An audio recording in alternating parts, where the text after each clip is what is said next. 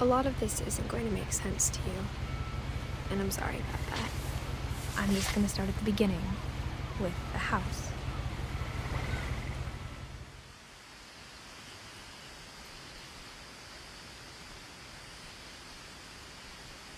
Someone had put up a chain-link fence, but it looked like I wasn't the first person to hop it. My brother Milton disappeared when I was 4. It was like the house just swallowed him up.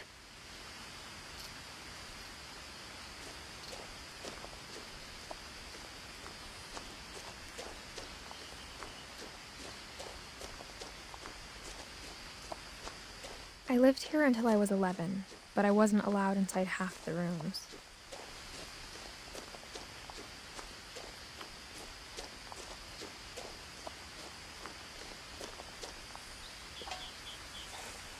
Inside the mailbox were bills from 7 years ago, marked urgent, open immediately.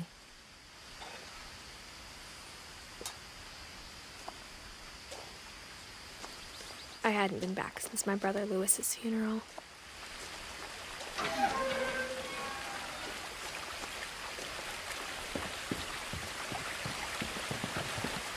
In her will, my mother left me a key, but didn't tell me what it unlocked.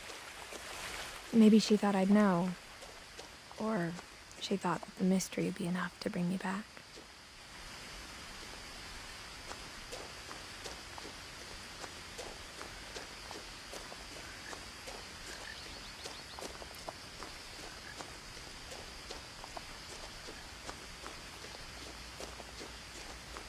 No one had driven this way in a long time, but I saw a few hoof prints.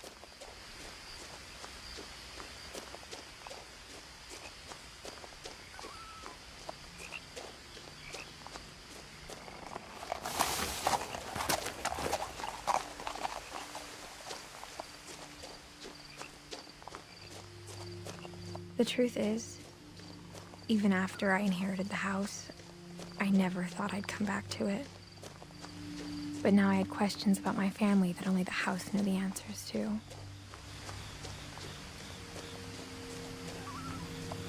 The house was exactly like I remembered it, the way I'd been dreaming about it.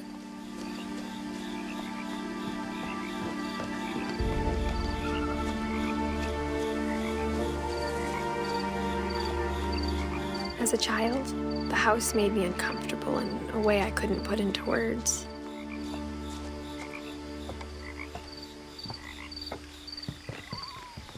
Now, as a 17-year-old, I knew exactly what those words were.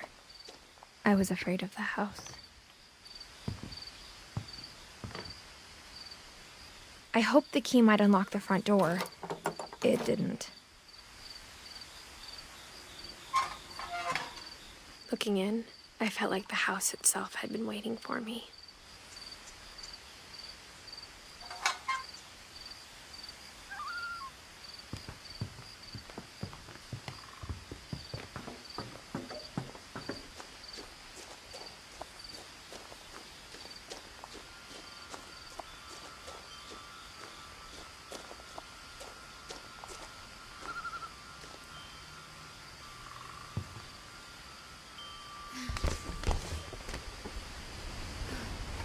Crawling through the doggy door used to be a lot easier when I was 11.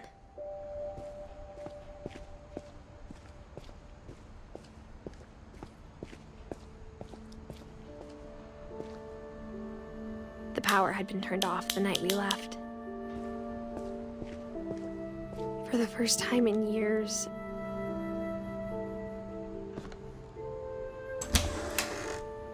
I felt like I was home.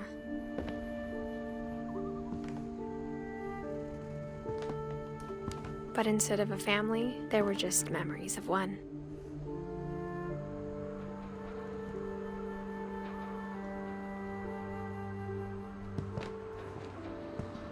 Like how after Louis started working at the cannery, we all got sick of eating salmon. Except our cat, Molly. Or how only one restaurant would deliver to our house, so we had Chinese a lot.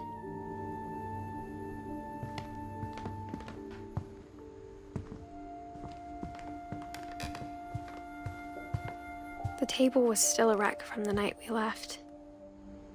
It was like a bomb had gone off, killing everyone but sparing the furniture.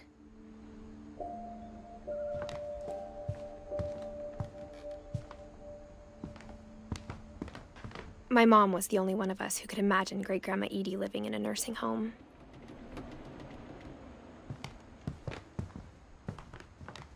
Nothing in the house looked abnormal. There was just too much of it, like a smile with too many teeth. Even the fireplace had a story. Edie told me the bricks came from the original house, after it sank.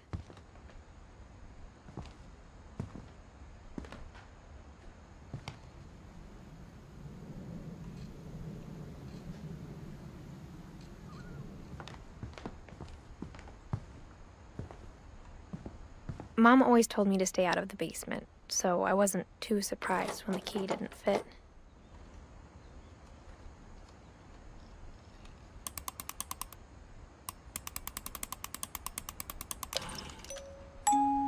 Great-Grandpa Sven built a music box for Barbara, along with the rest of the house.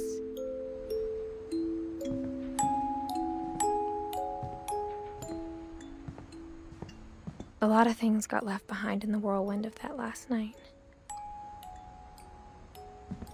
My mom wasn't much of an optimist, but she never stopped believing that my brother Milton was alive.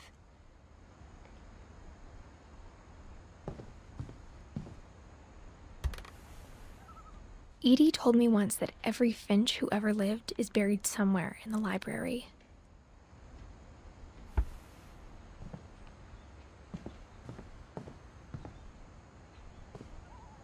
After Milton disappeared, Mom sealed up all the bedrooms. Then Edie retaliated and drilled peepholes.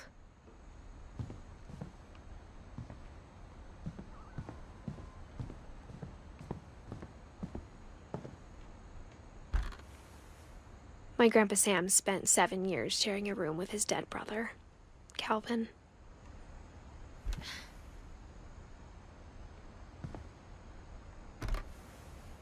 As a kid, I just assumed every house had peepholes and sealed rooms you weren't allowed inside of.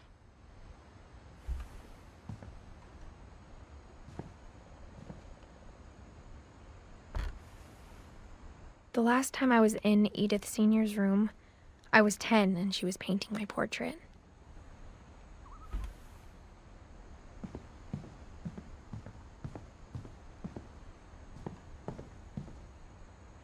Whenever people ask me about my family, the first thing they always want to know about is Barbara. Edie's father, Odin, built the original house.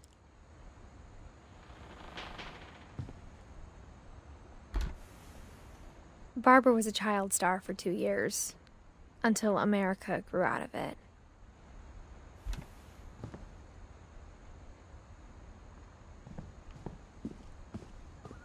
Mom must have locked the third floor stairs on the night we left.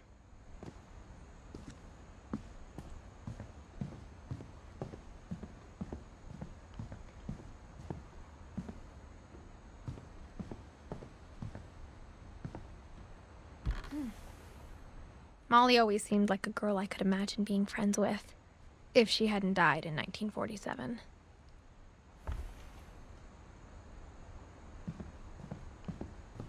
I spent a lot of time playing in Great Uncle Walter's room.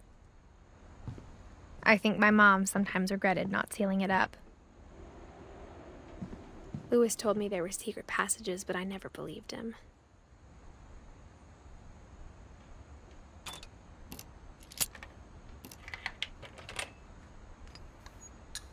Turns out, my mom was really good at keeping secrets.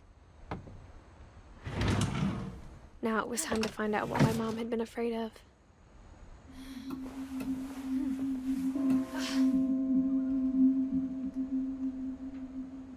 From the paintings on the wall, it was clear my brother Milton had been here before me. Reading this, maybe it sounds like I had a plan, but I had no idea what was behind that door.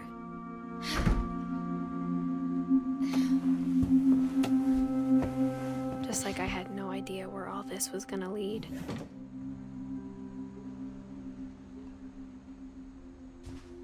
I grew up looking at Molly's room through the peephole. Being inside for the first time, I felt like I'd stepped behind a painting.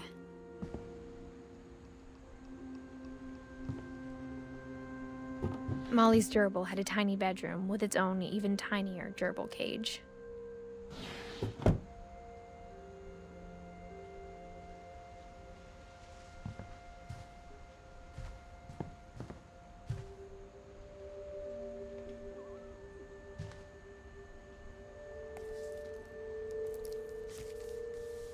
December 13th, 1947. Dear Diary, I'll be gone soon, but I wanted to tell somebody about what's gonna happen. It started when Mom sent me to bed without dinner. I woke up and I was starving, so I looked around for something to eat.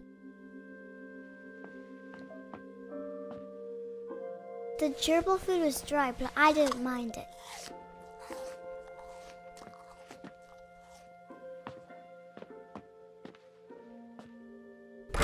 Mom, can I come out now? Sweetheart, it's late.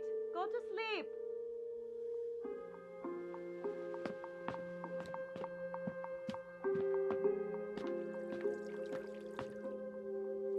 I thought about eating Christopher, but I held back.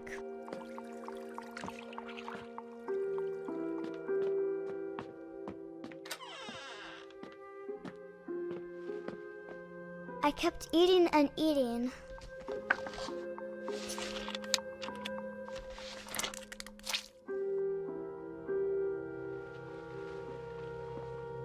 I ate a lot of things that night.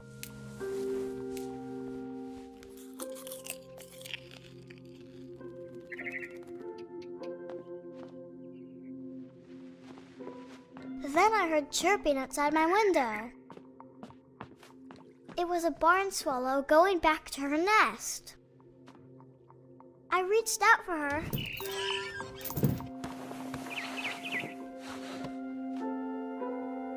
And suddenly, I was a cat.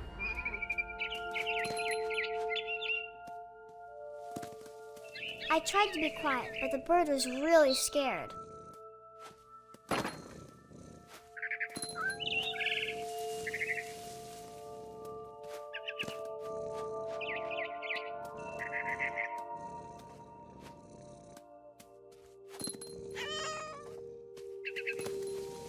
Mom and Dad didn't even look at me.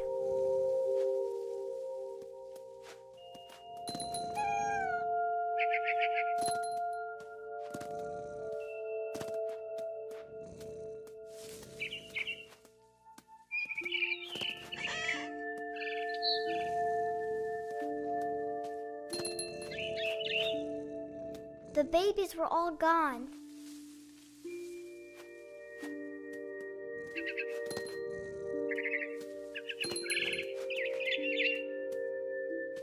I jumped and I almost got her.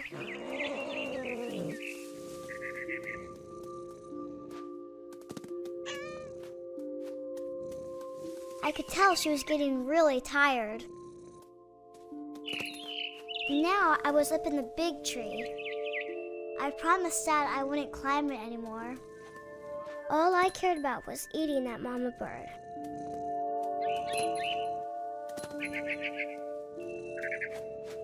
I gobbled her up. And suddenly, I was an owl. First, all I heard was the wind. Then I heard little teeth nibbling in the grass.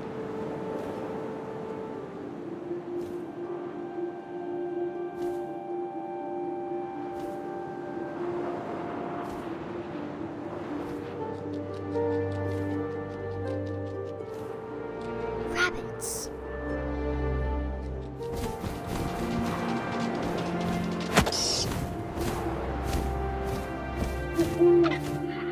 imagined his face looking up and seeing mine through my talons. I swallowed him up, and I didn't chew one bit. Then I flew off to find something bigger.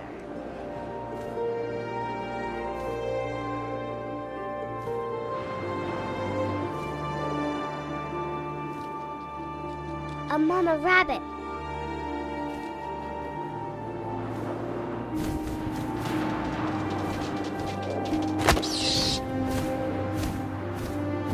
She was almost too big to carry. I started choking, but I couldn't stop eating. And suddenly, I was a shark.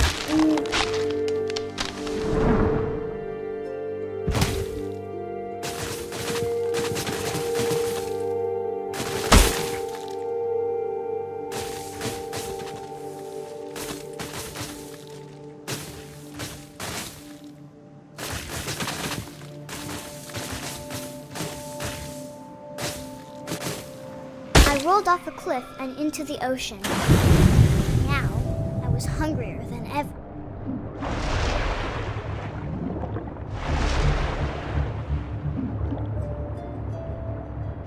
I wanted fat, juicy seals.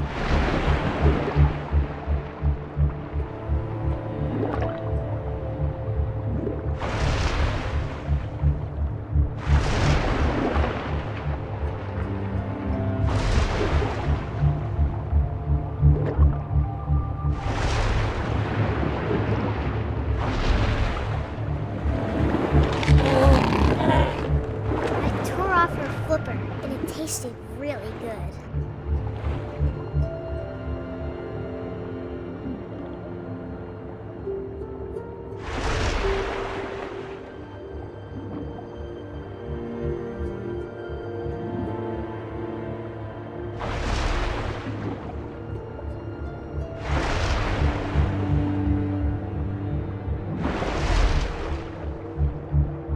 I grabbed on tight.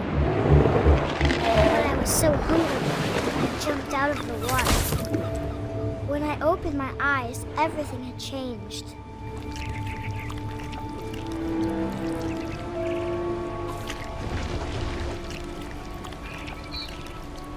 Now I was a monster, and I smelled people everywhere.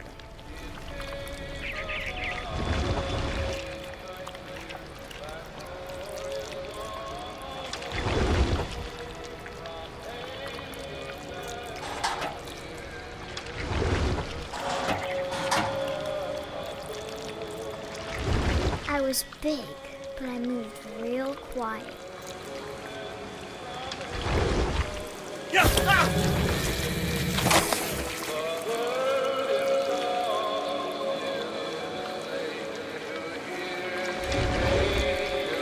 I wanted to stop, but also I didn't.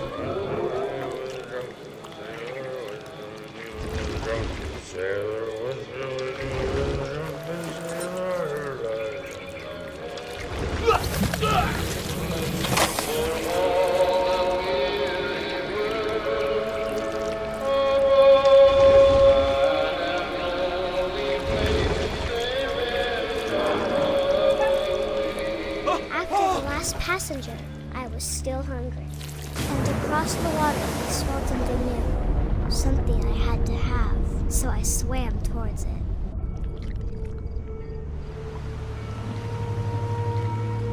I slithered onto the sand, and the good smell went into an old pipe.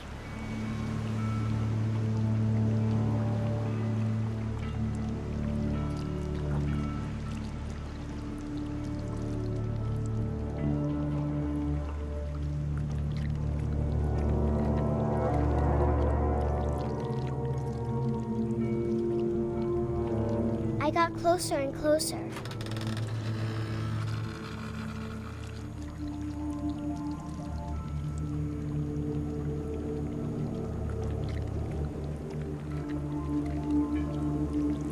All of my stomach started growling. And suddenly, I was me again. I held my breath for a long time, but I couldn't hear anything. I think it's waiting for me to fall asleep.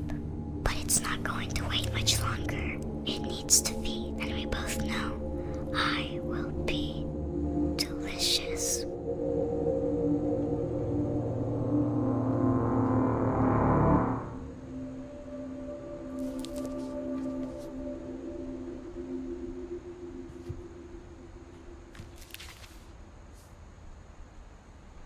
I'm not sure if I believed all of that, but I'm sure Edie would have.